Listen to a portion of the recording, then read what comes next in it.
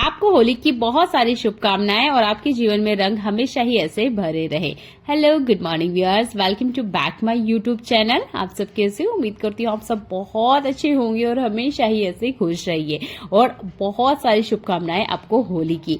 आप मेरे चैनल पे आ ही गए हैं तो चैनल को सब्सक्राइब कर लीजिएगा। ऐसे यूजफुल वीडियो में लेकर आती रहती हूँ जो आपके घर और किचन की लाइफ को आसान करती है।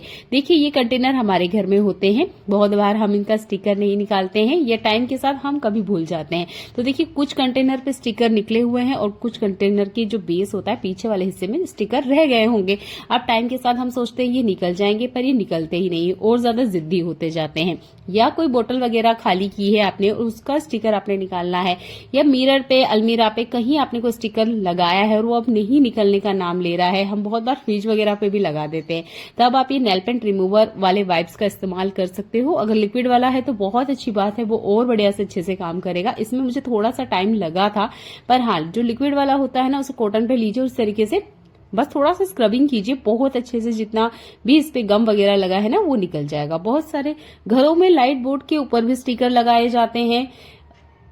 कोई भी जगह आपने स्टिकर लगाया है या कोई खाली बोतल ही क्यों ना हुई हो और आपको उसे रीयूज करना है और उसका स्टिकर निकालना है, तब ये थिनर या इस तरीके के जो नेल पेंट रिमूवर होते हैं बहुत अच्छे से काम करते हैं। मेरे लिए बहुत काम की टिप है, उम्मीद करती हूँ आपके लिए भी होगी। और इस तरीके से कोई कंटेनर है, स्टील का बर्तन है या ग्लास है या सेरामिक का बर्तन है, सब कुछ अच्छे से बढ़िया से क्लीन हो जाएगा। तो अब से इस बात की कोई टेंशन नहीं है कि कोई स्टिकर है और वो निकलने का नाम नहीं ले रहा है। वैसे आप इसका यूज ना लाइट बोर्ड के लिए भी कर सकते हो। जो लाइट बोर्ड होते हैं ना, उस पर हम लिक्विड इस्तेमाल नहीं कर सकते, पर इसका हम इस्तेमाल कर सकते हैं और बहुत अच्छे से ये काम करता भी है।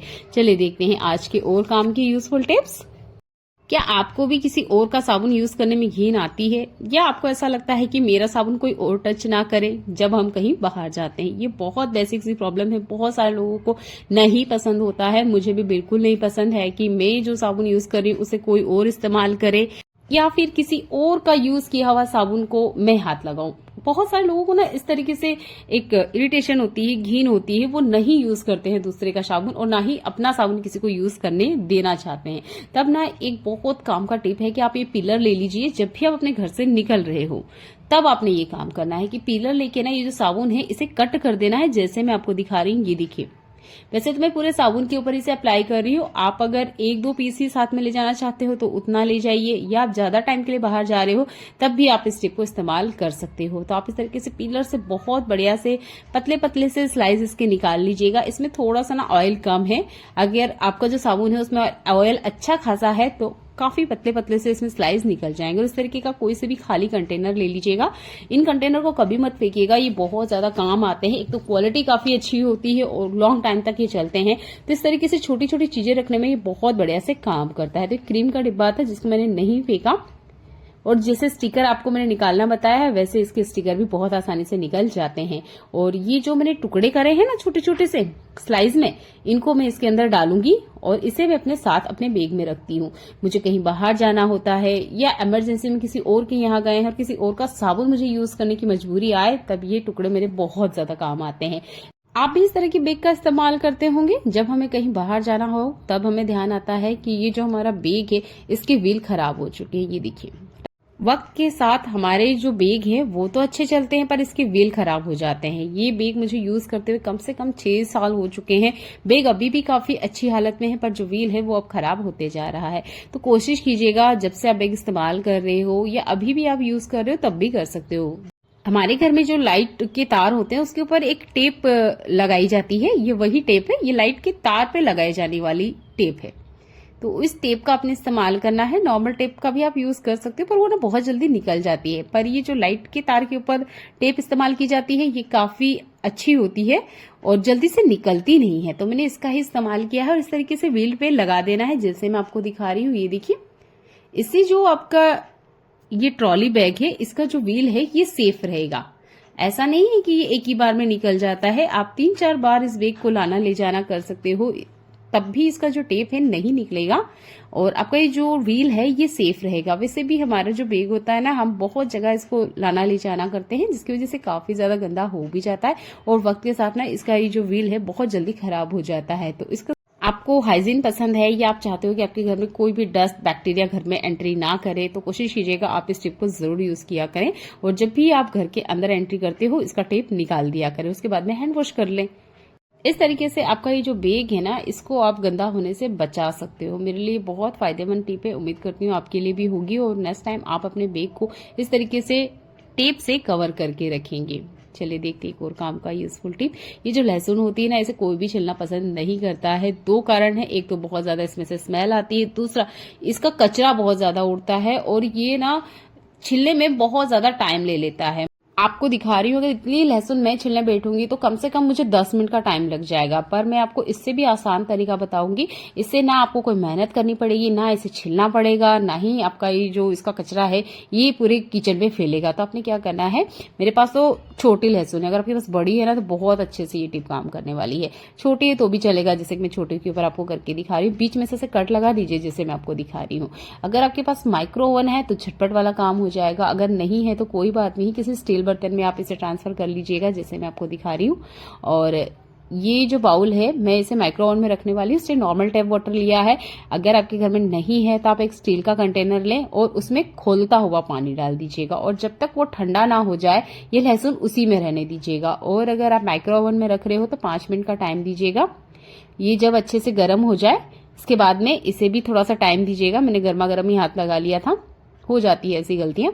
ठंडा हो जाए उसके बाद में आपने क्या करना है, लहसुन का ये जो जड़ वाला हिस्सा है इसे पकड़िएगा। ये देखिए, ये लहसुन बड़ा है इसलिए निकलने में थोड़ा सा टाइम ले रहा था, पर इसका जो छिलका है बहुत ज्यादा नरम हो जाता है और उसमें ना उतनी स्मेल नहीं रहती, क्योंकि आधे से ज्यादा जो स्मेल है ना वो पानी के अंदर चली जाती है। बस हल्के से जब आप इसे ऐसे करोगे ना ऊपर की तरफ, ये देखिए लहसुन का छिलका निकल गया है और इस छिलके को आप पानी के अंदर डाल दीजिएगा, या आप साइड में इस तरीके से भी रख सकते हो। ये लहसुन को मैं एक बार और आपको करके दिखाती हूँ। ये देखिए, हल्के से इस तरीके से पकड़िए, या इस तरीके से जैसे हम मूंगफली छिलते हैं ना वैसे भी आप छिलोगे तो आराम से ये जो कलियां हैं निकल जाएंगी। मुझे बहुत आसान सा ये टिप लगा, क्योंकि लहसुन को छिलने में अक्सर बहुत ज्यादा प्रॉब्लम होती है और इतनी लहसुन मेरे यहाँ कम से कम 3-4 दिन आराम से चल जाती है। अगर आपके यहाँ ज्यादा लहसुन खाना पसंद किया जाता है तो आप ज्यादा लहसुन ले सकते हैं, जैसे कि आधा किलो लहसुन है वो एक ही बार में आप छील लीजिए। हफ्ते भर या 2 हफ्ते जो भी आपके टाइम में चलती है, आपके घर में लगती है जैसे आपको, उतनी आप एक ही बार में करके रख सकते हैं। ये देखिए बहुत अच्छे से छिल गई ना। और इसकी सबसे अच्छी बात ये है कि इसमें एक भी टुकड़ा वेस्ट नहीं हो रहा है। जैसे कि हम नॉर्मल छिलने बैठते हैं ना तो जो छोटी छोटी लहसुन होते हैं अक्सर हम उसे छोड़ देते हैं क्योंकि उसको छिलने में टाइम लगता है, पर यहाँ आप देखिए छोटी सी छोटी बारीक से बारीक लहसुन भी बहुत अच्छे से छिल गई थी। ये देखिए, मुझे तो बहुत आसान सा ये तरीका लगा। और अगर आपने स्टील बाउल में इसे रखा है गर्म खोलते हुए पानी में, तब भी इसका जो छिलका है बहुत आसानी से नरम हो जाएगा। और जैसे ही आप इसे पकड़ोगे ना, इस तरीके से दबाओगे, जैसे देखिए मैंने फिर से आपको एक करके दिखा रही हूँ। ये देखिए बस ऐसे ही किया और सारी लहसुन निकल के बाहर आ चुकी है छिलके से। ये देखिए बारीक बारीक टुकड़े भी पूरे छिला गए हैं। उम्मीद करती हूँ आप इस टिप को अब भी ट्राई आउट करेंगे। चलिए देखते हैं एक और काम का यूजफुल टिप। होली पर हमारे यहाँ बहुत सारी चीजें फ्राई होती है। अभी दशा भी आएगी, अष्टमी भी आएगी, तो हमारे घर में काफी सारी चीजें ना फ्राई होगी। तो फ्राई करते वक्त अगर आप एक सावधानी रखते हैं तो आपका ही फायदा होने वाला है। कैसे? जब भी आप कोई चीज फ्राई करते हो, कुछ भी जब आप फ्राई करते हो, तो हम नॉर्मल ना इसे टिश्यू पेपर के ऊपर डालते हैं या जो हमारा न्यूज पेपर होता है उसके ऊपर डालते हैं। पर उससे पहले ना आप एक काम कीजिए, इस तरीके से टिश्यू पेपर में मत डालिए, जैसे मैं आपको दिखा रही हूँ ऐसे मत डालिएगा।